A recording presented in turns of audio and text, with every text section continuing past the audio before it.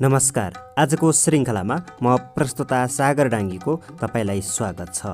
हरेक हप्ताको बुधबार राति 8:30मा प्रसारण हुँदै आइरहेको यो कार्यक्रम हामीले नियमित रूपमा सुन्दै आएका छौँ। प्रत्येक श्रृङ्खलामा साहित्यकार पुण्यप्रसाद प्रसाईजीद्वारा रचित कथा हजार आशाहरूभित्रका कथाहरू वाचन गरेर सुनाउने गरेको छु र आजको यस श्रृङ्खलामा पनि भाग 5लाई प्रस्तुत गर्ने जमर्को गरेको छु। श्रोतागणहरू, योभन्दा अघिल्लो श्रृङ्खलामा वाचन गरिएका सम्पूर्ण भागहरूलाई पनि सुन्न सक्नुहुनेछ। अब वाचन सुरु हुन्छ।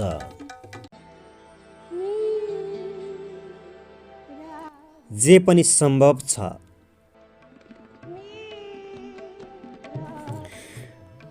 जब तपाईँ बोल्नुहुन्छ र त्यो बोलीमा अड्डिनुहुन्छ तब त्यो ढिलो चाँडो पुरा हुन्छ।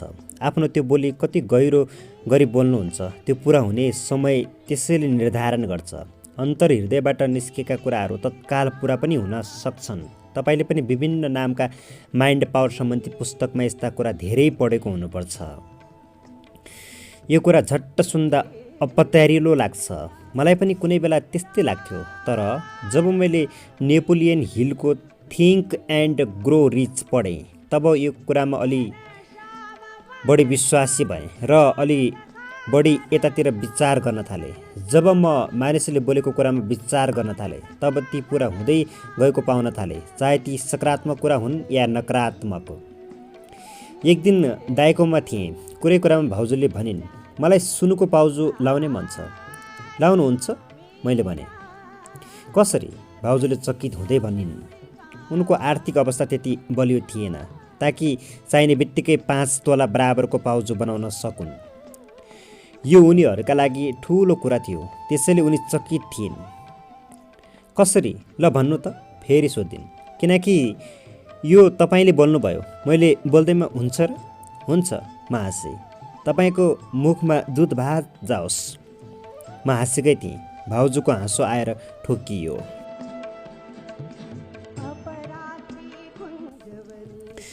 केही महिनापछि भाउजूको फोन आयो। उनीहरूले खुसी हुँदै भनिन्, मैले पाउजु किनेँ नि, बधाई भने मैले। समय बित्दै गयो। एक दिन भाउजूले खाना खान बोलाउनु भयो। म गएँ। दिनभरि कुरा गर्दै बसियो। कुरै कुरामा भाउजूले भन्नुभयो, अहिले सुनको भाउ बढेछ, तोलामा 4,000। यो पाउजु बेचिदिनु पर्यो, 20,000 फाइदा हुन्छ। लौ बर्बाद भयो। मैले भने, किन त्यस्तो नराम्रो के बोलेँ? तपाईँले नबोल्ने कुरा बोल्नुभयो। अब तपाईँको पाउजु गयो। मैले भने, कसरी? भाउजूले चकित हुँदै सोध्नुभयो। किनकि तपाईँले बोल्नुभयो। मैले भने, मैले जे बोल्यो त्यो पुरा हुन्छ। त्यसो भए त मलाई यो देशकी रानी हुन मन छ। के अब म हुन्छु त? मैले त यसै भने कि के बेच्थे यत्तिका रहरले बनाएको पाउजु? रानी हुने कुरा तपाईँको अवचेतनबाट आएको होइन, त्यसैले हुनुहुन्न। तर अब तपाईँको पाउजु चाहिँ गयो। यी पाउजुलाई अब भगवानले पनि तपाईँसँग राख्न सक्दैनन्। म हाँसेँ। ल हेर्दै जाऊ, म यो कुनै पनि हालतमा बेच्दिनँ, मुख फुलाउँदै भनिन् भाउजूले। म हाँसेँ मात्र।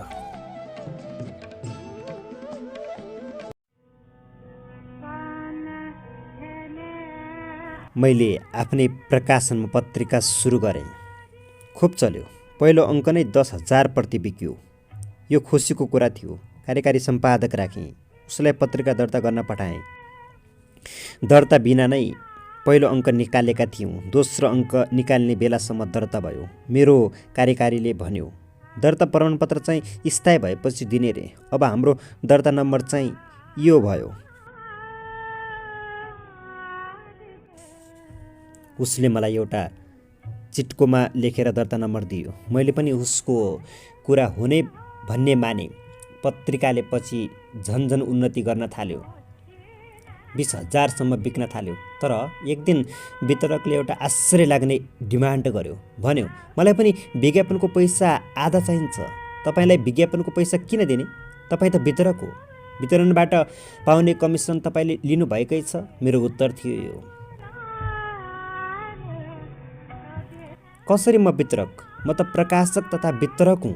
अबदेखि प्रकाशक तथा वितरकमा मेरो नाम लेख्नुपर्छ, तपाईँको नाम सम्पादकमा मात्र। मलाई उसका गाला चर्काउन मन लागेको थियो, तर सम्हालिँदै भने, होइन, तपाईँ यो के भन्नुहुन्छ? म तपाईँको कुरा केही पनि बुझिरहेको छैन। तपाईँलाई वितरक गर्न मन नलागेको भए भन्नुहोस्। त्यो कुरा छोड्नुहोस्। तपाईँलाई सम्पादन गर्न मन छ कि छैन त्यो चाहिँ बताउनुहोस्। यदि मन नभए तपाईँ छोड्न सक्नुहुन्छ। म अर्को सम्पादक राखेर काम चलाउँछु। को प्रकाशक? हेर्न मन लागे जिल्ला प्रशासन कार्यालयमा गएर हेरे हुन्छ। अब फोटोकपी चाहिने भए यहाँ छ। उसले मतिर एउटा फोटोकपी पछारेर उठेर हिँड्यो। फोटोकपी हेरेर म चकित भएँ। मेरो सम्पादकले यत्रो षड्यन्त्र गरेछ। वितरकलाई प्रकाशक र आफूलाई सम्पादक बनाएर पत्रिका दर्ता गराएको रहेछ। धोकेबाजको औषधि के छ मलाई थाहा थिएन, तर मेरो बच्चा भोकै छन्। घरवालाले यो महिनाको भाडा नदिए घरबाट निकाल्छ भनेर काम माग्ने र रातो दिन चाकरी बजाउने मान्छेले यति धोका देला भन्ने सोचेको थिएन। तर त्यसले मलाई ठुलो शिक्षा दियो। विश्वास गर्नु तर अन्धविश्वास नगर्नु। यो दुर्घटनाबाट मलाई नयाँ मार्ग पनि मिल्यो। यसपछि मैले संस्थागत रूपमा जाने निर्णय गरेँ।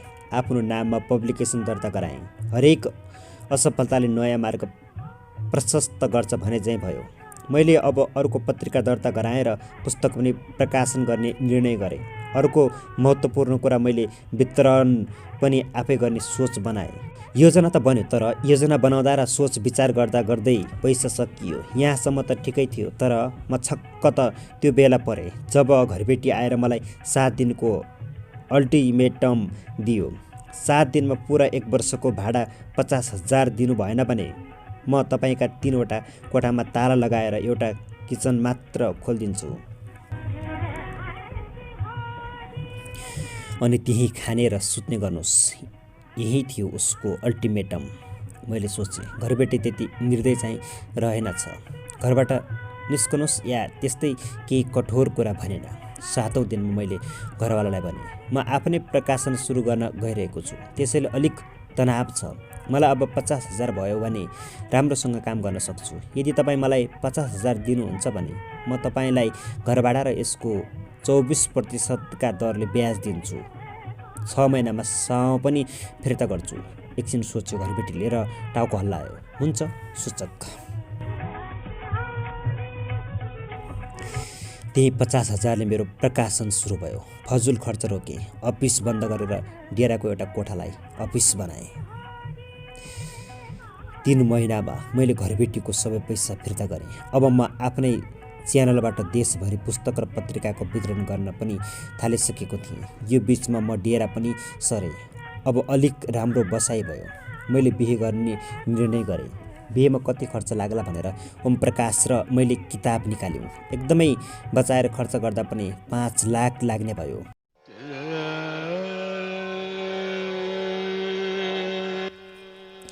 भर्खर प्रकाशन सुरु भएको छ। यत्रो खर्च सम्भव छैन। मन्दिरमा बिहे गरौँ दाइ? ओमले प्रस्ताव गरे।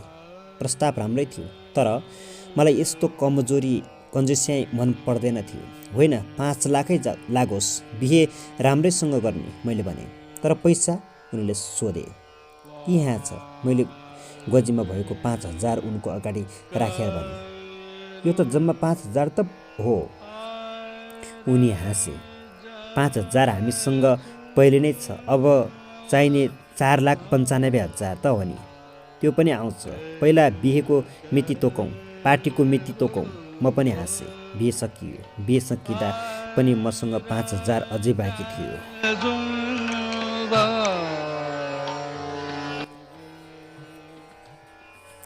बिहेको खर्चको हिसाब भयो। 5,75,000 लागेछ। यी घटना कतिलाई संजोग लाग्छ, धेरैलाई नै संजोग लाग्छ। तर म सेल्फ हेल्प सम्बन्धी बुक धेरै नै पढ्न थालेको थिएँ। यस्ता कुरा संयोग नभएर विज्ञापन हुन भन्ने मान्न थालेको थिएँ। मलाई के लाग्न थालेको थियो भने मान्छेले चाहेको कुरा प्राप्त गर्न सक्छ यदि उसको अवचेतनले नै त्यो स्वीकारेर चाहन्छ भने। म के कुरामा विश्वास छु भने यदि तपाईँ आफ्नो चेतन मस्तिष्कबाट केही विचार उत्पन्न गरेर आफ्नो अवचेतन मस्तिष्कलाई त्यो विचारमा विश्वास दिलाउन सक्नुहुन्छ भने त्यो कुरा संसारमा प्रकट हुन्छ। बिहे भएर हनिमुन पिरियड पनि सकिएको थिएन, घरवाला बढ्दै किचकिच गर्न थाल्यो।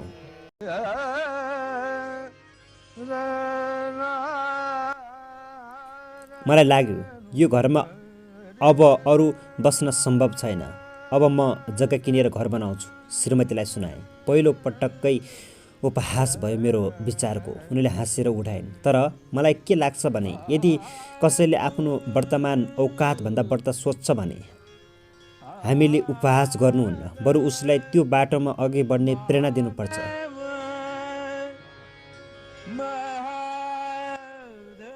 प्रेरणा दिन सक्दैन भने बरु चुप लाग्नु राम्रो हो। मैले परिवारका सबैलाई जग्गा किन्ने कुरो सुनाएँ। कतै राम्रो जग्गा मिल्यो भने खबर गर्नु है भन्दै। जम्मा 1 लाख छ तपाईँसँग, 4 आना जग्गालाई कम्तीमा 40 लाख चाहिन्छ, कसरी किन्नुहुन्छ? मेरो माइतीतिर चाहिँ नसुनाउनुहोस् है, फेरि पछि किन्न नसकेर बेइज्जत हुन्छ। यो एक अविश्वासी स्वर थियो श्रीमतीको। मसँग 1 लाख छँदैछ, अरू थप 39 लाख चाहिने त हो, मैले भने। मैले सबैतिर सुनाएँ, ससुरालीतिर पनि। सबैलाई सुनाउने मेरो बानी पनि थियो। यसरी सुनाउनुको फाइदा देख्थेँ म। पहिला त जग्गा किन्छ भनेर मानिसलाई सुनाउँदा भेटघाटको बेलामा उनीहरू मलाई यसबारेमा सोध्थे। मेरो मनमा यो कुरा हरदम रहन्थ्यो।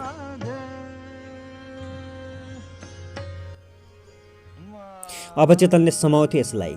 अर्को फाइदा, कसैले कतै राम्रो जग्गाबारे सूचना पाउन साथ मलाई खबर गर्थे। अनि महत्त्वपूर्ण कुरा, पछि जग्गा लिँदा रकम अपुग भए म थपथापका लागि कुनै पनि बेला उनीहरूसँग ऋण माग्न म स्वतन्त्र थिएँ। मैले 3 महिनामा जग्गा किनिसक्ने सङ्कल्प गरेको थिएँ। जग्गा भेटियो। किन्छु भनेको 1 महिनामा मैले भएको 1 लाख दिएर जग्गा बैना गरेर 3 महिनामा पुग्न 15 दिन बाँकी छँदै मैले जग्गा किनेँ। 40 लाख होइन, 60 लाखमा। जग्गा किनिसक्दा पनि मसँग उही 1 लाख बाँकी थियो। मैले जग्गा किनेकोमा सबैभन्दा चकित श्रीमतीजी नै थिइन्, किनकि अरू त कसैलाई पनि जग्गा किन्ने घोषणा गर्दा यससँग 1 लाख मात्र हुँदा नै जग्गा किन्छु भनेको भन्ने त थाहा पत्तो थिएन। जग्गा किनि नै सकेपछि स्वतः श्रीमतीलाई घरको कल्पना हुन्छ। मेरो श्रीमतीलाई पनि भयो। 5-6 लाखमा जस्ताको छानो नै हालेर भए पनि आफ्नो घर बनाएर बस्न पाए। उनीले इच्छा पोखिन्। के भनेको यस्तो? टहरा हाल्ने होइन, टहरा सहरा होइन, 1 करोडको आलिसान घर बनाउँछु। त्यत्रो पैसा कहाँबाट आउँछ? तिमीलाई थाहा होला, जग्गा किनेर मसँग 1 लाख अझै बचेको छ। बाँकी 49 लाखको कुरा हो। त्यो त के मुस्किल भयो र? आउँछ। फेरि हामीलाई एकैपटक 1 करोड चाहिने पनि त होइन। मैले तोकेकै समयमा घर सुरु गरेँ। सुरु गर्न दिनसम्ममा 5 लाख जम्मा भइसकेको थियो। बाँकी पैसा कसरी आउँछ थाहा पत्तो थिएन। घर सुरु गरेको दोस्रो महिनामा 5 लाख सकियो। 1000 रुपैयाँ पनि बाँकी रहेन। म अलिक डराएँ, निर्माण कार्य रोकिने पो हो कि भनेर। तर यो विचार सानो लहर जस्तो दौडिँदै थियो। अर्को ठुलो लहरले छोप्यो। त्यो ठुलो लहर थियो विश्वासको। यो लहरमा बसेर म बग्दै थिएँ। एउटा पुस्तक व्यापक हिट भयो, चमत्कारिक रूपमा बिक्री भयो। 1000 प्रति पुस्तक 1 वर्षमा बिक्री हुँदा गर्व गर्नुपर्ने नेपाली बजारमा 1 लाख प्रति पुस्तक बिक्नु चमत्कार नै थियो।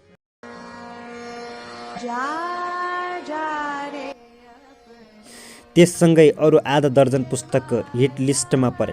पैसाको अभाव सकियो। मैले भनेको समयमा भनेको जस्तो घर बन्यो। घर बनाउने जम्मा खर्च 98 लाख। मानिसहरूलाई यो सब पनि सहयोग लाग्न सक्छ, तर त्यस बेला ममा पुरा आत्मविश्वास भरिएको थियो। यदि विश्वासका साथ हामी बोल्छौँ भने त्यो एक दिन पुरा हुन्छ। यदि हामीले बोलेको कुरालाई हाम्रो अवचेतन मस्तिष्कले तुरुन्त विश्वास गर्छ भने त्यो तुरुन्त पुरा हुन्छ। पढेका यस्ता कुरा मलाई वाहियात लाग्न छोडेका थिए। मैले जीवनमा सबै कुरा पाएको छु। जे कुरा पाएको छैन, धेरै नै ठुलो कुरा भने मैले अझ पनि त्यसको आकाङ्क्षा राखिनँ। अर्थात् यसरी भनौँ, मैले त्यो कुरा चाहेन, त्यसैले पाएको छैन। र कोही पनि मानिसले त्यो कुरा मात्र पाउँछ जे उसले चाहन्छ।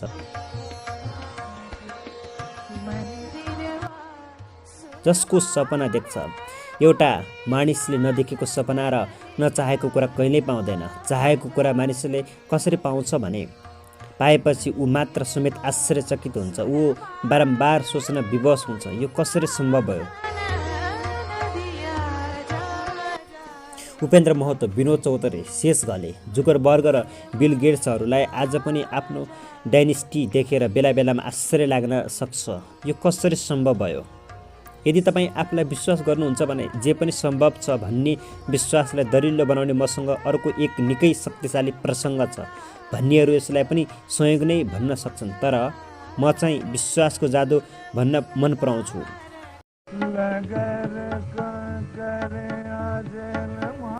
कुरा 29 गतेको महाभूकम्पको दोस्रो धक्का आएपछिको हो। 12 गतेको महाभूकम्पको पहिलो धक्कामै केही घरहरू लडिसकेका थिए। 15 दिनपछि मानिसहरूले भूकम्प बिर्सिने प्रयास गर्न थालेका थिए। जीवन सामान्यतर्फ उन्मुख हुन लाग्दै थियो। 29 गते म र केही साथीहरूको जमघट थियो साथीको घरमा। अचानक आएको शक्तिशाली भूकम्पले हामीलाई नराम्ररी तर्सायो। हामी पनि बाहिर निस्क्यौँ। मानिसहरू चिच्याएर बाहिर सडकमा निस्किरहेका थिए। पहिलो भूकम्पले चर्केका केही घर लडेछन्। त्यसै बेला हामीलाई थाहा भयो भर्खर लडेका घरमध्ये एउटामा मानिसहरू बस्थे। त्यो घरका मानिस भग्नाशेषमा पुरिए। हामी पुरिएका मानिसको उद्धारका लागि दौड्यौँ, तर त्यहाँ पुग्नसाथ हामीले थाहा पायौँ उद्धारका लागि त पिक र साबेल चाहिन्छ। पिक र साबेलका लागि साथीहरू कराए। कसैको घरमा छ भने ल्याउनुहोस्, तर आतङ्कित कोही चलमलाएन। कसैले पनि घरभित्र पस्ने डरले मेरोमा पिक र साबेल छ भनेनन्। नभएको पनि हुनसक्छ। अब के गर्ने, मेरो एक साथीले भन्यो। धेरै ढिलो भयो भने त यिनीहरू बाँच्दैनन्। चिन्ता नगर, साबेल र पिक आउँछ। मेरा सीमित साथीमध्ये यो एउटा यस्तो साथी थियो जो मान्छेले बोलेको पुग्छ र मान्छेले बोल्ने हिम्मत गर्नुपर्छ भन्ने कुराको विश्वास चाहिँ गर्दैन थियो। बेकारको कुरा कहाँबाट आउँछ। भएका गाउँलेले पनि उता चौरीतिर गइसके। हामी 4-5 जना मात्र बाँकी छौँ। उसको नकारात्मक स्वर हावामा फैलियो। मैले भने नि आउँछ। म जोडले कराएँ र हामी यहाँ पुरिएका मानिसको उद्धार गर्छौँ। साथीले उफ भन्दै आफ्नै टाउको फुट्ने गरी हान्यो र थचक्क बस्यो। अरूहरू के गर्ने रणभुल्लमा परेका देखिन्थे। त्यही बेला एउटा मिनी ट्रक हर्न बजाउँदै बेतोड दौडेर आयो। उसको हर्न देख्दा ऊ निकै आत्तिएको जस्तो लाग्थ्यो। हाम्रो अगाडि आएपछि ट्रकको चक्का जोडले ढुङ्गामा ठोक्कियो। भत्किएको घरबाट ढुङ्गा उछिटिएर बाटोमा आएको थियो। ट्रक निकै उफ्रियो। मलाई त लागेको थियो ट्रक पल्टियो, तर पल्टेन। बस एउटा सामानसहितको बोरा झर्यो।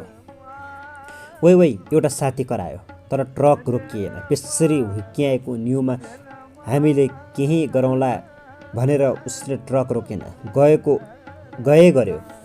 खै त्यो बोरा खोलौँ त के छ, मैले सोधेँ। एउटा साथी बोरा भए ठाउँमा पुगिसकेको थियो। खोलियो। बोरामा साबेल र पिक थिए। लौ साथी हो, चाहिएको सामान आयो, काममा लागौँ। म एउटा साबेल बोकेर हिँडेँ। साथी छक्क परेर मेरो पछि आयो। अरू पनि चकित थिए। हामी खन्न थाल्यौँ। एक वृद्ध मानिस पुरिएका थिए। उनको उद्धार गर्यौँ।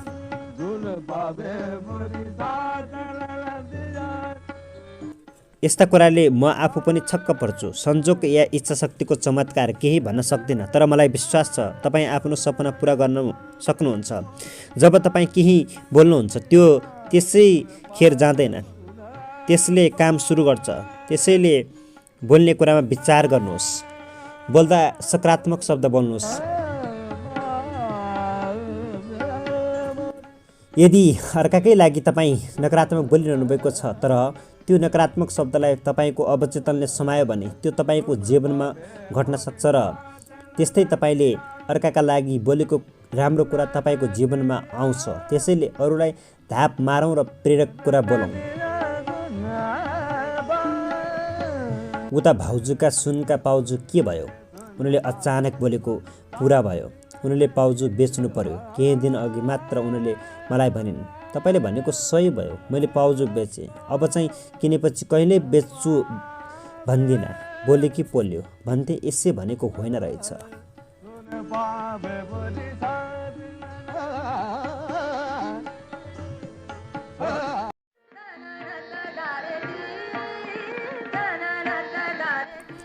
हुँदैन, भित्र लुकेको हुन्छ।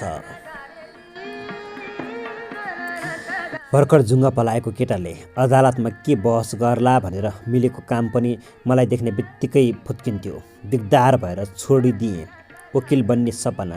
ऋण खोजखाज गरेर खोलेको ल फर्म बन्द गरेर सामान थानको लगाएँ। म हारेको जुवाडे जस्तो भएँ। जानेको केही छैन, के गर्ने होला। खुब सोच विचार गरेपछि एउटा काम पत्ता लाग्यो, बिमाको पोलिसी बेच्ने। यो काम राम्रै होला भन्ने लाग्यो, किनकि यसमा कसैको अन्डरमा बस्नु पर्दैन थियो र कमिसन पनि राम्रै थियो। तालिम लिएँ, सुरुमा उत्साहित थिएँ। 8-10 वटा अस्वीकारलाई पनि कुरा गर्न सिक्दैछु, ठिक छ भनेर सहेँ। तर महिना दिनपछि पनि हालत सुध्रेन। कोठामा खानेकुरा सिद्धियो, तर एउटै पोलिसी बेच्न सकिनँ। म एक असफल मानिस हुँ। रत्न पार्कमा 5 रुपैयाँको भुटेको चना किनेर एउटा बेन्चमा बसेर खाँदै सोच्न थालेँ। मसँग गोचीमा अर्को 5 रुपैयाँ पनि थियो, जुन अन्तिम थियो। अर्थात् मसँग आज बेलुकादेखि खाना खाने चामल त थिएन नै, स्टोभ पाल्ने मट्टीतेल पनि थिएन। म भोको रहने निश्चित थियो र के चाहिँ निश्चित थिएन भने यसरी भोको रहनुपर्ने कतिन्जेल हो। निराशा र पराजयको भावले दिमागमा रिस भरिएको थियो। चना चपाउन पनि आवश्यकताभन्दा बढ्दै दबाब दिइरहेको थिएँ। सायद अन्जानमै चनामा इरिटेसन पोखिरहेको थिएँ। हजुर, बिहानदेखि भोकै छु, 5 रुपैयाँ दिनुहोस् न। आवाज आतिर हेरेँ। एउटी सानी फोहोरी केटी लाचार अनुहार पारेर मलाई हेरिरहेकी थिए।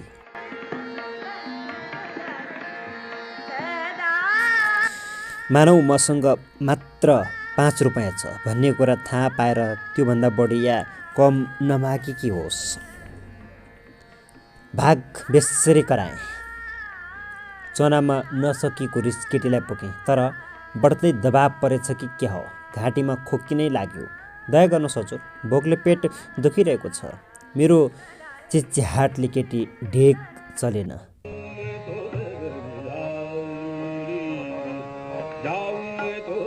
भाग छै उस्तै गरी कराए। भाग छैन भन्न लागेको थिएँ, फेरि छैन भन्न रोक्यो अहङ्कारले। छैन पुरा गरिन। केटीको वास्ता नगरेर चना खान थाले। रिस अलिक मरेको थियो। हजुर, धर्म हुन्छ, 5 रुपैयाँ दिनुहोस्। केटीलाई बिर्सेर आफ्नै समस्यामा गोता लगाउन थालेछु। तर्सेँ। होइन, भाग भनेको सुनिनुहोस्। स्वर अघिको जस्तो कडा थिएन। पुरा चना खाइसक्दा पनि केटी मेरो अघिल्तिरबाट ढेक चलेन। बरु अब त झन् हजुर 5 रुपैयाँ भन्दै खुट्टा छुन पो आउन थाले। होइन, कस्तो जिद्दी केटी रहेछ, मसँग पैसा छैन। यसपालि अहङ्कारको धोती खुस्कियो। छैन नै भने। जीवनमा जम्मा बचेको 5 रुपैयाँ जोगाउनु जो थियो। केटीले पत्याएन। त्यति निर्दय नबन्नुहोस् हजुर, यो गरिबलाई दिनुहोस्। मेरो कोही छैन, म भोकै छु। बिहानदेखि पानी बाहेक केही खाएकी छैन। रुन थाले। केटीको अनुहार फेरि हेरे। माया लागेर आयो। पर्स निकालेर त्यो अन्तिम 5 रुपैयाँ उसको हातमा थमाए। केटीले पैसा लिँदा आफ्नो अनुहारको भावमा कुनै परिवर्तन आउन दिएन। तपाईँलाई ईश्वरले हेर्नेछन्, बस यति भनेर हिँडी। केटी जाँदै गर्दा एक्कासी मेरो मस्तिष्कमा बिजुली चम्कियो। जुन मानिस हुँदैन भनिरहेको हुन्छ, तब त्यो पूर्ण हुँदैन हुँदो रहेनछ। त्यो हुँदैनमा आधा हुन्छ, लुकेको हुँदो रहेछ। अर्थात् प्रत्येक हुँदैनभित्र हुँदैन र हुन्छ 50-50 हुने रहेछ। अर्थात् हरेक असम्भवमा आधा सम्भव पनि विद्यमान हुने रहेछ। यसको मतलब मैले बेच्न चाहेको पोलिसीमा जति हुँदैन थियो त्यसमा आधा हुन्छ पनि थियो। म अचानक चम्किएँ। यस सानी केटीले बुझेको कुरा खोइ मैले बुझेको। म त मानिसहरूले एकपटक हुँदैन भन्नसाथ फर्किहाल्थे। यदि यो केटी पनि मैले पहिलो पटक हुँदैन भन्नसाथ फर्केकी भए ऊ असफल हुन्थे। अर्थात् म बिमा पोलिसी बेच्नमा असफल भइसकेको रहेनछु, बस मैले फर्किन हतारो गरिरहेछु। मान्छेको हुँदैन भित्र लुकेको आधा हुन्छका लागि मैले पर्खिनु सक्नुपर्ने रहेछ। म गम खाँदै गएँ। त्यस केटीलाई मैले पहिलोपटक त्यति बलियो गरी हुँदैन भनेको थिएँ, तर मैले उसलाई पैसा दिएँ, त्यसमा पनि उसले मागेकै जति। मैले उसलाई 1 रुपैयाँ मात्र दिएको भए पनि हुने थियो। यसको मतलब मैले जसलाई पनि पोलिसी बेच्ने प्रस्ताव गरेको थिएँ, ती कसैले पनि मलाई यति कठोरतापूर्वक हुँदैन भाग भनेका थिएनन्। अनि म जुरुक्क उठेर पहिला म जसको म पुगेको थिएँ तिनीहरूलाई फेरि फोन गरेँ। धेरैले मलाई भोलि बिहानको चिया खाने गरी आउन निमन्त्रणा दिए। म हाँसेँ एक्लै। अब मैले छान्नु थियो भोलि बिहानको पहिलो चिया। म केवल 1 रात भोको बसेँ। अर्को दिन त म 5 स्टारमा गएर खान सक्ने भइसकेको थिएँ, किनकि मैले भोलिपल्ट जसको म चिया खाएँ त्यहाँ बिमा पोलिसी बेचेको थिएँ। कतिलाई त अर्को बिहान आउँदा भनेर फोन गरेर समय सार्नु परेको थियो। त्यसपछि मेरो मान्यता नै बन्यो, हामीले हुँदैन सुन्न साथ सबै कुरा सकि भनेर ठान्ने भ्रम राख्नु हुँदैन। त्यो हुँदैनमा आधा हुन्छ लुकेको हुन्छ। हरेक नोमा आधा यस हुन्छ।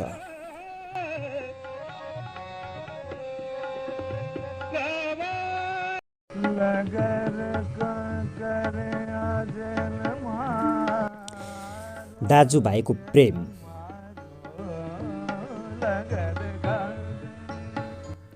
शरद र सुमन जुम्लिहा दाजुभाइ हुन्। शरद सुमनभन्दा केही घन्टाले जेठो थियो, 1-आध घन्टा यस्तै।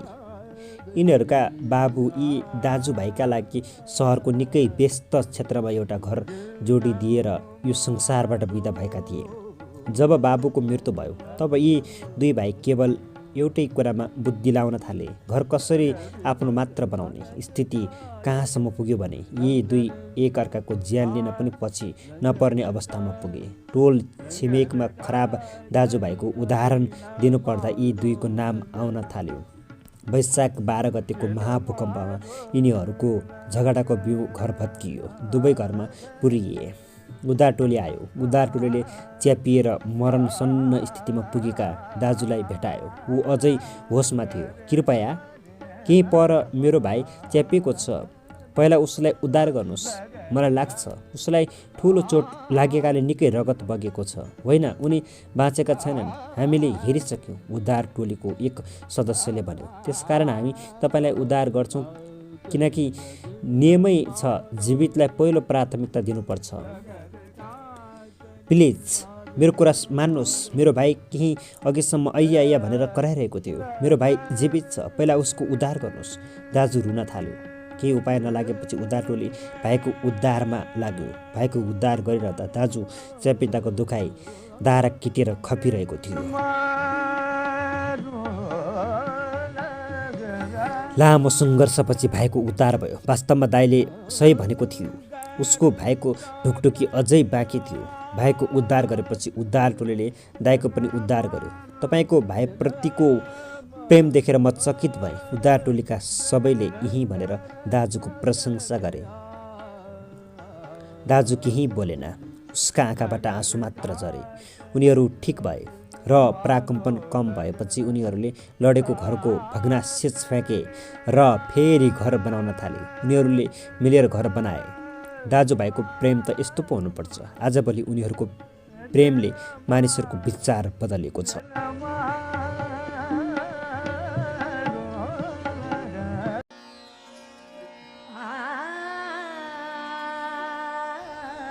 एउटी अन्धी केटीको कथा।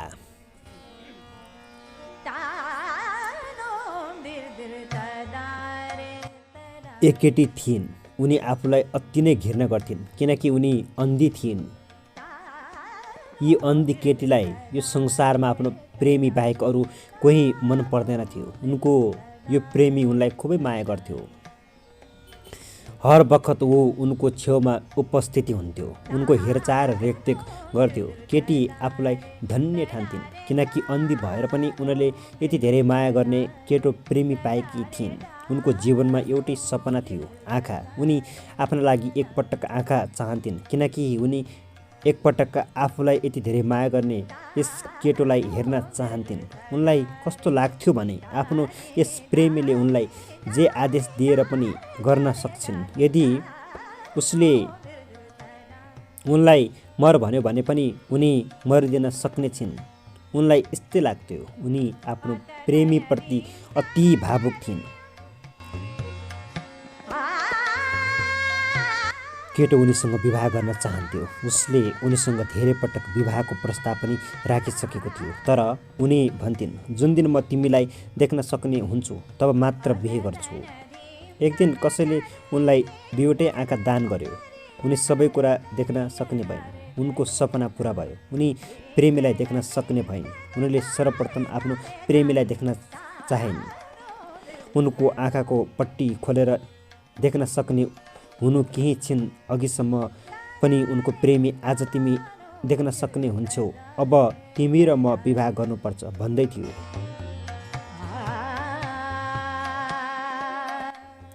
उनले सहर्ष स्वीकार गरेकी थिइन्, किनकि उनको जीवनको सपनै यही थियो। ती केटी आश्चर्यचकित भइन् जब उनले पहिलो पटक आँखा खोलेर हेरिन्। उनको छेउमा एउटा अन्धो मानिस बसेको थियो। यो अन्धो नै उनको प्रेमी थियो। उनले त कल्पनासम्म गरेकै थिएनन् उनको प्रेमी अन्धो होला। उनलाई ठुलो आघात भयो। एउटा अन्धोसँग बिहे गर्ने कुरा उनले अस्वीकार गरिन्। उनको प्रेमी रुँदै आफ्नो बाटो लाग्यो र पछि एउटा चिठी पठायो। चिठीको पुच्छरमा लेखिएको थियो, प्रिय, मेरा आँखाको केयर गर्नु है।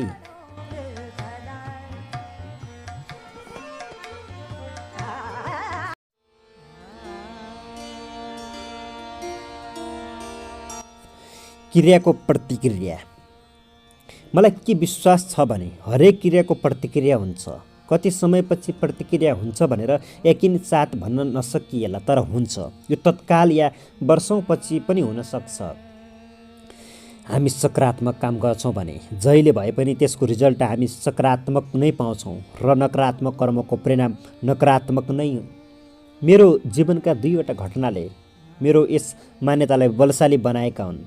म कानुनको विद्यार्थी रहँदै पनि लापरवाहीको कारणले मेरो विक्रेताले पत्रिका हडफेयर बकाई त तिर्न पनि राजी भएन र कानुनी रूपमा पनि ऊ नै माथि पर्यो। यो मैले मेरो व्यावसायिक जीवनमा पाएको पहिलो धोका थियो।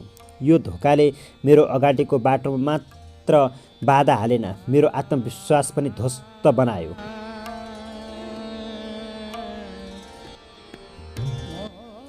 विज्ञापनबाट उठेको अलिअलि पैसा खाँदा र घुम्दै सकियो, तर पनि म फेरि उस्तै रङ्गीन कलबयरमा पत्रिका निकाल्न चाहन्थेँ। र कसरी पत्रिका निकाल्ने म बडो चिन्तामा थिएँ। अर्को वितरकलाई भेटेँ। ऊ पहिलो वितरकसँग फौटे जोरी खेल्न तयार भएन। पहिलो विक्रेताका धेरै पत्रिका पनि उसले बेच्ने गरेको थियो सब डिस्ट्रिब्युटरका रूपमा। भो म उससँग नजुत्ने, मेरो व्यापार चौपट हुन सक्छ, उसले स्पष्ट अस्वीकार गर्यो।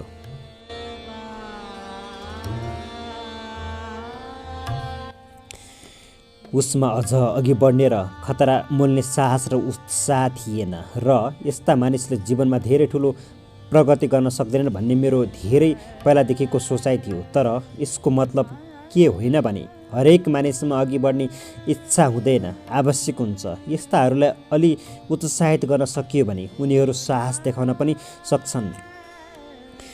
यो नेपालको दोस्रो शक्तिशाली पत्रिका विक्रेता थियो। मैले यसै मार्फत पत्रिकाको वितरण गराउन सकेँ भने मात्र पत्रिका सबैतिर सहज रूपमा पुग्न सक्छ भन्ने मेरो सोच थियो।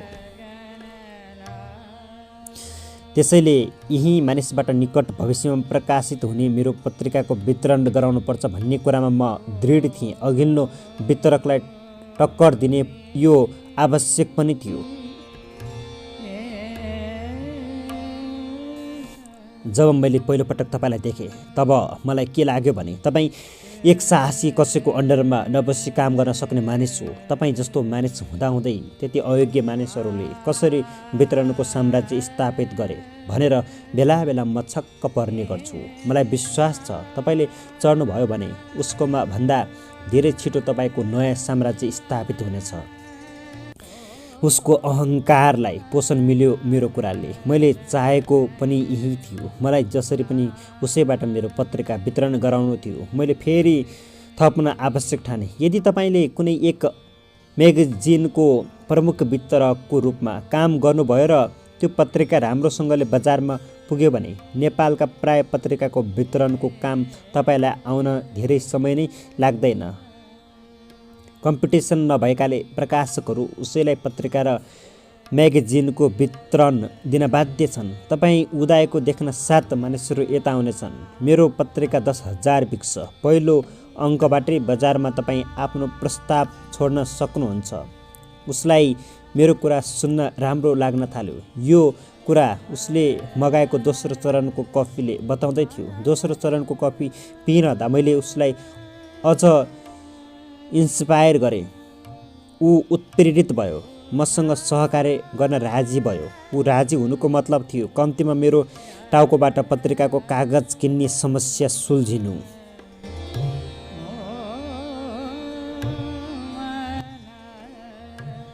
एउटा ठुलो समस्या सुल्झाएर डेरामा पुगेको मात्र थिएँ। फोन बज्यो। त्यो बेला मोबाइलको त कुरै नगरौँ, पेजर समेत आएको थिएन।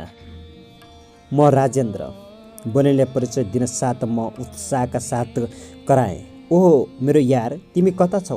उसले मलाई भोलि जसरी पनि भेट्ने भनेर उसको अफिसको लोकेसन बतायो। भोलिपल्ट म उसको अफिसमा पुगेँ।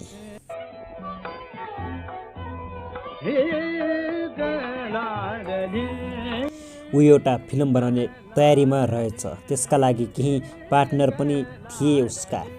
तिमीलाई मैले कति खोजेँ भने साध्य छैन, बस्ने बित्तिकै भन्यो। मेरो फिल्मको मिडिया पब्लिसिटीको जिम्मा तिमीले लिइदिनु पर्यो। त्यसका लागि तिमीलाई कति दिनुपर्छ सिधै प्रस्ताव गर्यो। यो त नयाँ कुरा हो, मलाई आइडिया नै छैन। आफ्नो पत्रिकामा विज्ञापन छापेर पैसा लिएकोसम्म छु। तिमीले कस्तो खालको पब्लिसिटी चाहेको हो? अलिक सङ्कोचका साथ नै भने मैले। ल यो कुरा छोडौँ, पब्लिसिटी कसरी गर्ने त्यो म तिमीलाई पछि बताउँछु। यसका लागि तिमीलाई म 1 लाख दिन्छु। 50,000 आज, 50,000 आधा काम भएपछि, फटाफट भन्यो। मानौ मलाई पैसा दिन उसलाई निकै नै हतारो छ। उसको प्रस्ताव सुनेर म तर्सेँ। यसले मलाई गफ दिन पो बोलाएको रहेछ कि क्या हो? मैले छक्क परेर नेगेटिभ सोचेँ। यस्तो किन सोचेँ भने त्यस बेला 1 लाख भनेको ठुलो कुरा थियो। राम्रै ठाउँमा घडी नै किन्न सकिन्थ्यो। तर गफ दिएको होइन रहेछ। उसले 50 होइन 75,000 उसै बेला दियो।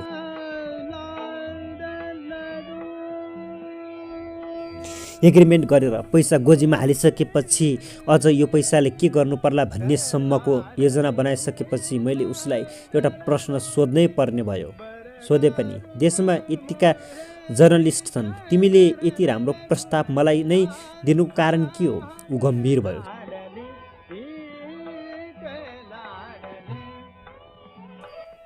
किनकि तिमीले मेरो जीवन जोगाएका थियौ, उसले गम्भीर भएर भन्यो। त तिमीले मजाक गर्ने मुड बनाए जस्तो छ। मैले कहिले, कहाँ र कुन बेला तिम्रो ज्यान बचाएँ? म हाँसी नपत्याएर। सत्य हो, नहाँसी भन्यो। कसरी बचाएँ? मैले तिम्रो जीवन फेरि सोधेँ। आजभन्दा 2 वर्ष पहिलाको एउटा समय याद गर, जुन बेला तिम्रो र मेरो भेट भएको थियो। हो मलाई याद छ। मैले घटनाहरू सम्झिहालेँ। त्यो बेला म एकदमै निराश थिएँ। पुरै डिप्रेसनको स्थितिमा पुगेको थिएँ। कारण थियो मेरो असफलता। ऊ भावुक हुँदै सुनाउन थाल्यो। मेरो जीवनको लक्ष्य थियो एउटा राम्रो कलाकार बन्ने। तर म जुन पनि फिल्म अफिसमा पुग्थेँ रिजेक्ट हुन्थेँ। म पातलो थिएँ। अहिले पनि उस्तै छु। यो लामो कपाल त्यो बेला पनि छँदै थियो।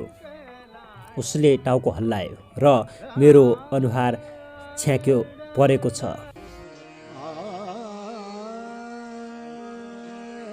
फिल्मको निर्देशकहरू मेरो मजाक उडाउँदै भन्थे, तिमीलाई हिरो बनाऊ भने तिम्रो शरीर कति पातलो छ भने पछाडिबाट हिरोइन जस्तो देखिन्छौ। कपाल पनि सिल्की, तर तिमीलाई हिरोइन बनाऊ भने तिम्रो स्तन नै छैन। तिमी सर्जरी गरेर स्तन बनाऊ, म तिमीलाई हिरोइन खेलाउँछु। यस्तो कुराले मलाई हीनताबोध हुने गर्थ्यो। म भित्रभित्रै दुखी र चिन्तित भएँ। मलाई वास्तवमै शरीरले धोका दियो। मैले कला क्षेत्रमा केही गर्ने सक्दिनँ भन्ने विश्वास भयो। मलाई डिप्रेसन भयो। एकदम सँगले मलाई लाग्यो सधैँ मानिसको उपहासको पात्र बनेर भविष्यविहीन जीवन बिताउनुभन्दा थपक्क जीवनका सबै काम सकाउनु राम्रो। अनि मैले भीमकाय निर्णय गरेँ, आत्महत्या गरेर सबै झन्झटबाट मुक्त हुने निर्णय गरेर एउटा पोइजनको बोतल किनेर घर जाँदै थिएँ। बाटोमा तिमीसँग भेट भयो। तिमीले मलाई आफ्नो अफिस जाउँ भन्यौ। सुरुमा त म मानिनँ, तर तिम्रो जिद्दीको अगाडि मेरो केही चलेन। तिमीलाई देखेपछि मलाई किन तिमी एक दिन धेरै राम्रो कलाकार बन्नेछौ जस्तो लाग्छ। मलाई तिम्रो शरीर पनि एकदमै युनिक लाग्छ। तिम्रो सिल्की लामो कपाल, लाम्चो अनुहार अनि यो हाइट, वास्तवमा तिमी हलिउडको कलाकार जस्तो देखिन्छौ। र तिमीले यहाँ राम्ररी काम नपाएको कुरामा पनि म चकित छैन। तिमीले यहाँ काम नपाउनुमा तिम्रो कुनै दोष छैन भन्ने मलाई थाहा छ।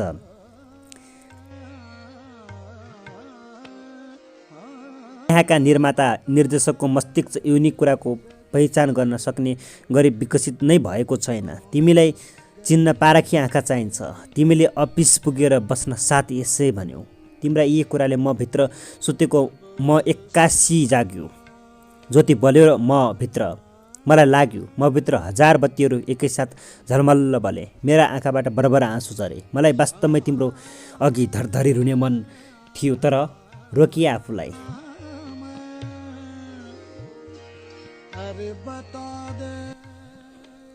तर एउटा के कुरा चाहिँ पक्का गरिसकेको थिएँ भने अब म मर्ने छैन, बाँचेर देखाउने छु। मानिसहरूले मलाई फिल्ममा खेलाउँदैनन् भने म आफै फिल्म बनाउँछु। तर मानिसहरू त मेरो शरीरको उपहास गर्छन्। मैले मानिसले मलाई भन्ने गरेको कुरा पनि तिमीलाई सुनाएँ। तिमीले मलाई धाप मार्दै भन्यौ। तिमी आफूलाई आफू जत्रै ऐना अगाडि उभ्याएर हेर। तिमी कति युनिक छौ भन्ने कुरा तब थाहा पाउँछौ। यो संसारमा तिम्रो हरेक कुरा युनिक छन्। तिम्रो डायलग डेलिभरी, तिम्रो शरीर, कपाल, हिँड्ने स्टाइल, तिम्रो हिँडाइका बारे कहिल्यै याद गरेका छौ सम्राट जस्तो लाग्छ। तिमी आफ्ना आँखा हेर, कति गहन छन्। तिमी वास्तवमा एउटा युनिकनेसको प्याकेज हौ। अर्काले के भन्छन् छोड, आफूलाई ऐना अगाडि उभ्याएर ध्यान लिएर राम्रोसँग हेर, अनि थाहा पाउँछौ तिमी चिज के हौ।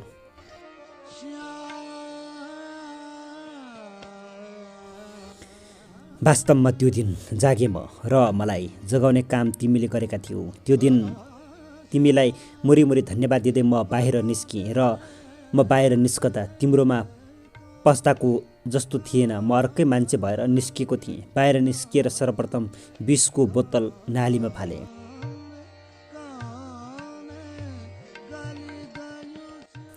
म भित्र मर्ने होइन, केही गरेर देखाउने हुटुटी जन्मिसकेको थियो। मेरो आत्मविश्वास अब उत्कर्षमा थियो। मलाई लाग्यो अब मैले दुनियाँको पछि कुद्ने होइन, आफैले फिल्म बनाउनु पर्छ। यो आत्मविश्वासले मेरो व्यापारमा पनि उत्तिकै शक्तिशाली रूपले काम गर्यो।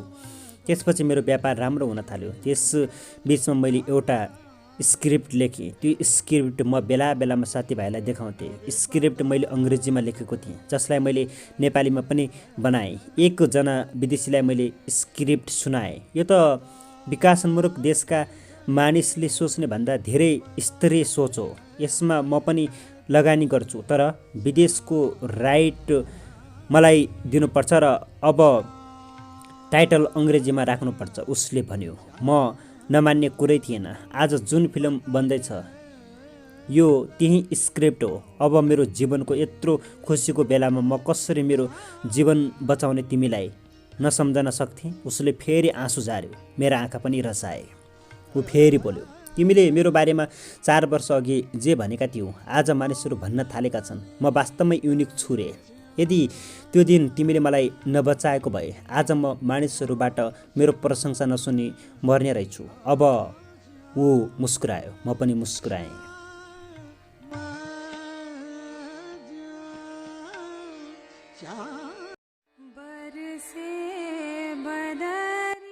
अर्को कथा पनि कम रोचक छैन।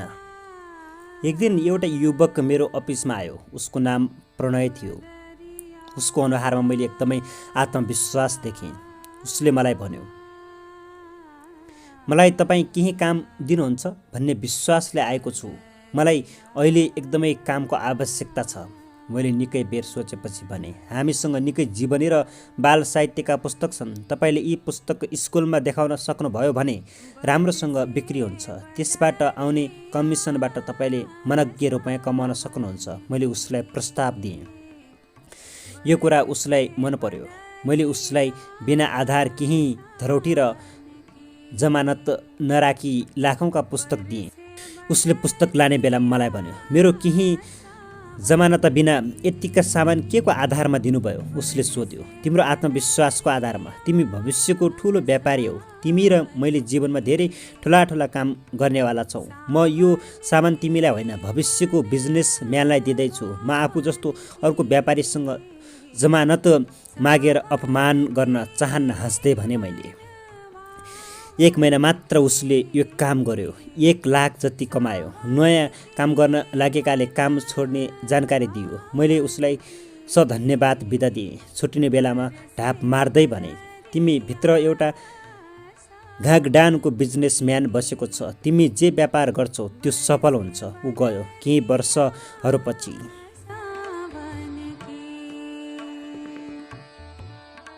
मेरो व्यापार एकदमै ओह्रालो लाग्यो। यस्तो अवस्था आयो, कागज र प्रेसको पैसा पनि समयमा चुक्ता गर्न सक्न छोडे। जुन पुस्तक छाप्यो ती सबका सब डपिङ हुन थाले। पुस्तक नबिकेर गोदाम भरियो। अब केही नयाँ किसिमले काम नगरे म बैङ्कको ब्याज तिर्न पनि नसक्ने अवस्थामा पुग्नेवाला थिएँ।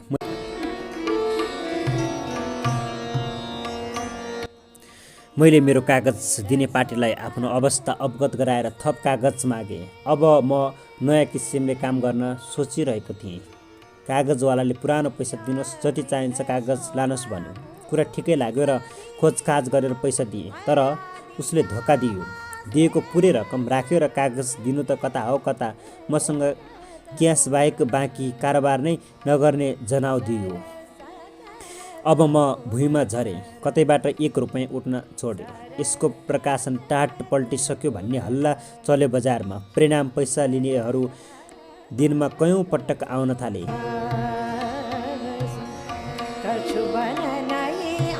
केही त अफिसमै धर्ना दिन थाले। उता लिनुपर्ने ठाउँमा भने टार्न थाले। मेरो डाइनेस्टी सिद्धियो। एक दिन सोचेँ, अब क्विट गर्नुको विकल्प थिएन।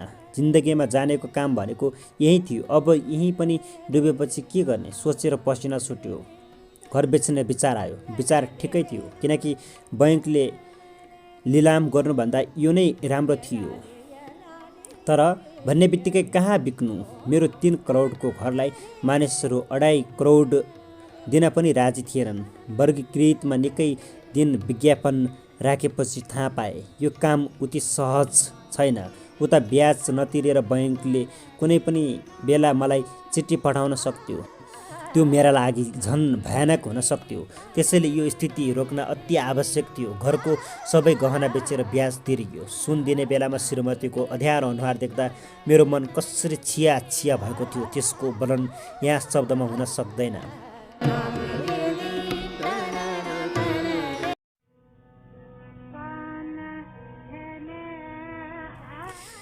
चिन्ताले निन्द्रा हरायो। बिजुलीको गतिमा विचारहरू आउन जान थाले। खर्च कटौती गर्ने विचार आयो। कर्मचारी सबै हटाएँ। आफ्नो घरको खर्च घटाएँ, यहाँसम्म कि दुध समेत। तर यस्ता सानातिना सुधारले त्यत्रो ठुलो खर्च कसरी पो थाम्नु? केही भएन। अब कतैबाट ठुलो लोन या कागज लिनु बाहेक अर्को विकल्प देखिएन। बैङ्कमा गएर लोन अफिसरलाई अरू 50 लाख त्यही कोलाटरमा थप्नका लागि अनुरोध गरेँ। तर उसले मेरो कुरा पुरा पनि सुनेन, किनकि मेरो कम्पनीको नकारात्मक समाचार कसैले बैङ्कमा पुर्याइदिइसकेछ। यो तरिका काम नलाग्ने भएपछि म अरू केही कागजवालाकोमा पुगेँ। तर मेरो कम्पनीलाई कागज क्रेडिटमा दिन कोही राजी भएन। अर्थात् सबै सम्भावना सकिए। अर्थात् म अब चाहिँ निश्चित रूपमा असफल भएँ। मेरो व्यापार सकियो। म एकदमसँगले हतोत्साहित भएँ। हर बखत निधार र नाकका टुप्पामा पसिना आउन थाल्यो। म कुनै बेला यसरी उठ्नै नसक्ने गरी असफल होला भनेर त कहिल्यै कल्पना गरेको थिएन। मलाई त लागेको थियो म जमिसकेँ, अब कुनै सानोतिनो समस्याले हल्लाउन सक्दैन। तर यहाँ त हल्लिने मात्र कुरा थिएन, जरैबाट उखिलिने स्थिति पो बनेको थियो। चिन्ताको यही समयमा एक दिन फोन आयो। नचिनेको नम्बर थियो। पक्कै पैसा माग्ने मान्छेको फोन होला सोचेँ। अब म बढी नकारात्मक सोच्न थालेको थिएँ। अप्ठ्यारो स्थितिमा झन् सकारात्मक सोच्नुपर्ने हामी झन् नकारात्मक सोचेर हालत अझ खराब बनाउँदा रहेछौँ। म पनि सायद त्यही गरिरहेको थिएँ। उठाउन मन थिएन, तर फोन नउठाउँदा बजारमा झन् नकारात्मक मेसेज जान सक्थ्यो, त्यसैले उठाएँ। हेलो, उत्साह बिना नै बोलेँ। नमस्कार दाइ। हृदयसम्म विनम्र स्वर सुनियो। यति विनम्रता पैसा माग्नेको त पक्कै नहोला भन्ने ठानेर राहत माने। कता कता यो स्वर पहिला पनि सुनेको हो कि जस्तो पनि लाग्यो। नमस्कार। दाइले स्वर बिर्सनु भयो? ठिक छ दाइ, म भेटेर चिनाउन चाहन्छु। सरप्राइज दिने विचार गरेको छु। हाँस्दै भने, हुन्छ नि, आउनु न, म अफिसमै हुन्छु। नचिनिकनै भनिदिएँ। फोन गर्ने मानिस तोकिएको समयमा अफिसमा आयो। ऊ प्रणय थियो। उसँग लामो कुरा भयो। उसले मेरो पछिल्ला पुस्तक यस आई क्यान र युद्धका डोबहरू दुवै पढेको रहेछ।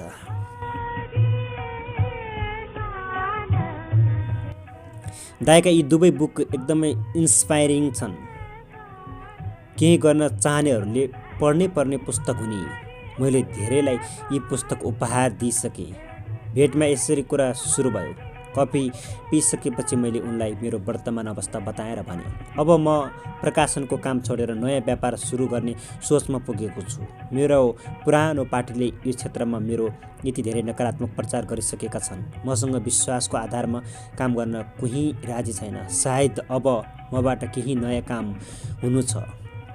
तर दाइ, पुस्तक प्रकाशन धेरै राम्रो काम हो। तपाईँ एक लेखक पनि हो। तपाईँ जस्तो मानिसले यसलाई फेरि उभ्याउन सक्नुहुन्छ। मलाई त दाइप्रति 100% विश्वास छ।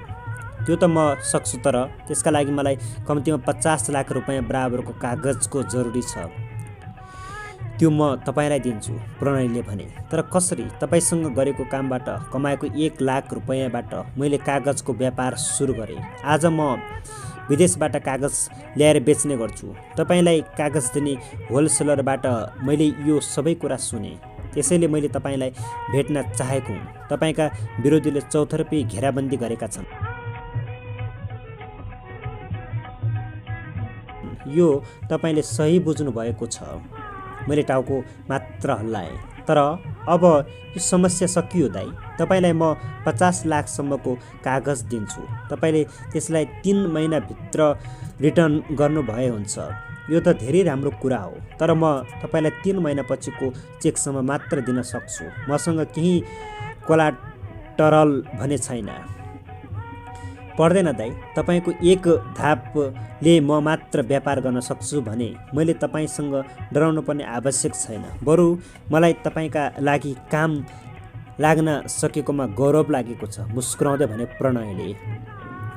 जब कोही लड्छ त्यो बेला उसलाई पहिला खडा रहँदाको भन्दा बढ्ता सहयोगको खाँचो हुन्छ। तर हामी उल्टो गर्छौँ। जो लडेको छ उसैलाई गाली गर्छौँ। उस्तै परे कुल्चेर अघि बढ्छौँ। लड्नु केही पटक असफल हुनु भनेको हार्नु सबै कुरा सकिनु होइन। मानिस फेरि उठेर अघि बढ्न सक्छ भन्ने कुरा मानिसहरू बुझ्नै चाहँदैनन्। म गम्भीर थिएँ। मैले 2 महिनामा उसको पैसा चुक्ता गरेर बैङ्कको लोन पनि अर्को बैङ्कमा सारेँ। आफ्नो ग्राहकलाई विश्वासै नगर्ने बैङ्कसँग काम गरेर नकारात्मक भाइब्रेसन क्रिएट भइरहनु दिनु उचित लागेन मलाई। त्यसपछि मैले ती कुनैसँग सहकार्य गरेन जो म प्रति नकारात्मक थिए।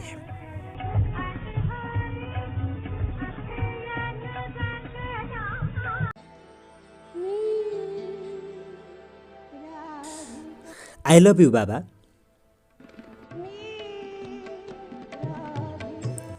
सात वर्षको सानो छोरो पनि बाबुलाई कार सफा गर्न सघाइरहेको थियो। यो उनीहरूको पहिलो कार थियो। यस सफाइमा बाबु र छोरामा खुब उत्साह थियो। छोरा, हाम्रो कार राम्रो छ हगि? बाबाले भन्यो। हो बाबा, यो धेरै राम्रो कार छ, छोराले भन्यो। बाबु कार सफा गरिरहेको थियो। उसले देख्यो छोराले अर्कोतिर एउटा ढुङ्गाले गाडी कुरिरहेको छ। हिजो मात्र किनेको कार, बाबालाई खपि नसक्नु रिस उठ्यो। रिसमा उसले केही देखेन, त्यही ढुङ्गाले छोराको औँलामा अन्धाधुन्धा हाल्यो। बाबुले किन पिटेका हुन् भन्ने समेत पनि थाहा नपाएको छोराले सरी भन्न पनि पाएन। पछि मात्र उसले बुझ्यो गाडी कोरेकाले बाबुले पिटेका रहेछन्। ऊ सरी भन्न खोज्दै थियो तर बेहोस थियो। बाबुले निकै नै पिटेको थियो।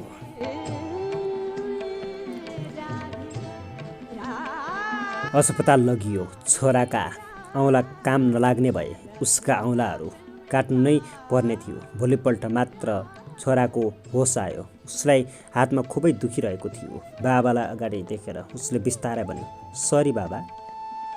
बाबु केही बोल्न सकेन। छोराले फेरि भन्यो, बाबा मेरा यी औँला कहिले उम्रन्छन्? दाँत जस्तै नयाँ औँला पलाउँछन् होला नि हगी बाबा। बाबुको आँखाबाट एक नासले आँसु झरे। केही दिनपछि उसलाई छोराले कोरेको ठाउँमा हेर्न याद आयो। कार चढ्ने बेलामा कोरेको ठाउँमा हेऱ्यो। त्यहाँ लेखेको थियो, आई लभ यु बाबा।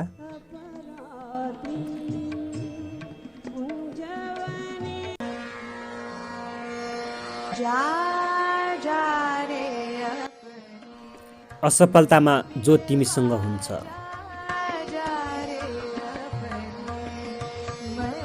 जब उनी प्रधानमन्त्री भए तब आफूलाई बधाई भन्न आउनेहरूका बीचमा एउटा अनुहारको खूब प्रत्यक्ष थियो उनलाई। तर उनले त्यो अनुहार देखेनन्। उनले खोजेको त्यो अनुहार उनका एउटा साथीको थियो, उनको धेरै नै मिल्ने साथी। जब चुनाव हार्थे तब ऊ सधैँ आउँथ्यो र उनीसँगै घन्टौँ बस्थ्यो। कहिले त उनीसँगै बसेर पिउँथ्यो र पुरा रात उनीसँगै बिताउँथ्यो। हरेक हारको बेला ऊ आएको थियो तर आज यत्रो विजयमा ऊ देखिएको थिएन। हारमा आउने साथी आज जितमा किन आएन? उनी सोचेको सोचै निदाए तर ऊ आएन। त्यो दिन त ऊ आएन। भोलिपल्ट पनि आएन। साथी नआएपछि भने उनीहरूले उसलाई सम्पर्क गरे तर उसको फोन उठेन। उनी व्यस्त हुन्न थाले। केही महिनापछि उनीहरूले फेरि त्यस साथीलाई सम्झे। उसको फोन लाग्यो। भेट्नका लागि बोलाए। साथी आयो। उनीहरू बीच धेरै कुरा भयो। प्रधानमन्त्रीले उसलाई आफ्नो योजनाहरू सुनाए। कुनै कुरामा प्रधानमन्त्रीले साथीलाई सोधे, जब म पहिला चुनाव हार्थे तब तिमी तुरुन्त मेरोमा आउँथ्यौ, मसँग दिनभरि बस्थ्यौ, कहिले त 2 दिनसम्म पनि मसँगै बस्थ्यौ। तर जब मैले चुनाव जितेँ, प्रधानमन्त्री बने, तब तिमी आउने त कुरै छैन। मैले फोन गर्दा फोन समेत उठाएनौ। साथी मुस्कुरायो, भन्यो, मेरो मित्र, त्यो बेला तिमीलाई मेरो आवश्यकता थियो जब तिमी हारेका थियौ। मानिसलाई साथी चाहिने नै लडेको बेलामा हो। जब तिमी चुनाव हार्थ्यौ तब तिमीलाई आफू अयोग्य छु भन्ने नलागोस् भन्नका लागि म तिम्रोमा आउँथेँ। तिमीसँग दिनभरि साथै बसेर म बिताउँथेँ। तिमी अझै पनि उत्तिकै सबल र योग्य लिडर हौ। म तिम्रो योग्यता र क्षमतामा विश्वास गर्छु। यो त एउटा सानो अस्थायी झट्का मात्र हो। जब तिमी हारले बढी नै निराश र हतोत्साहित बनेका हुन्थ्यौ तब म तिमीसँग अझ बढी समय बिताउँथेँ र तिमीलाई उत्साहित गर्थेँ, किनकि मलाई विश्वास थियो तिमीमा। तिमीले केही हारलाई नै अन्तिम सत्य ठानेर केही असफलताबाट नै आफ्नो अवमूल्यवान गरेर क्विट गरेनौ भने परिवर्तनकारी लिडर बन्छौ भन्ने मलाई भरोसा थियो। जति पटक हारे पनि तिमी एक योग्य र क्षमतावान लिडर हौ भन्नेमा मलाई विश्वास थियो। त्यसैले तिमीलाई हारको बेला प्रेरणा दिनका लागि म तिमीसँग अनिवार्य हुन्थेँ। तर आज जितको बेलामा तिमीलाई मेरो कुनै आवश्यकता छैन, किनकि आफू मूल्यवान रहेछु भन्ने चेतना तिमीलाई नै छ। र अर्को महत्त्वपूर्ण कुरा, जितेपछि त तिमी महान हौ भन्ने तिम्रा हराएका साथी र टाढा टाढा नातेदार पनि तिम्रो अगाडि आइपुगिहाल्छन् नि। जितको बेला कसैलाई पनि मूल्यवान छौ भनेर बोध गराउने मान्छेको कमी नै हुँदैन। साथी त केवल असफलता र हारको बेलामा नै चाहिने हो। त्यसैले असफलता र दुःखमा जो तिम्रो छेउमा हुन्छ त्यही तिम्रो सच्चा साथी। बलेको आगो त जसले पनि ताप्छ।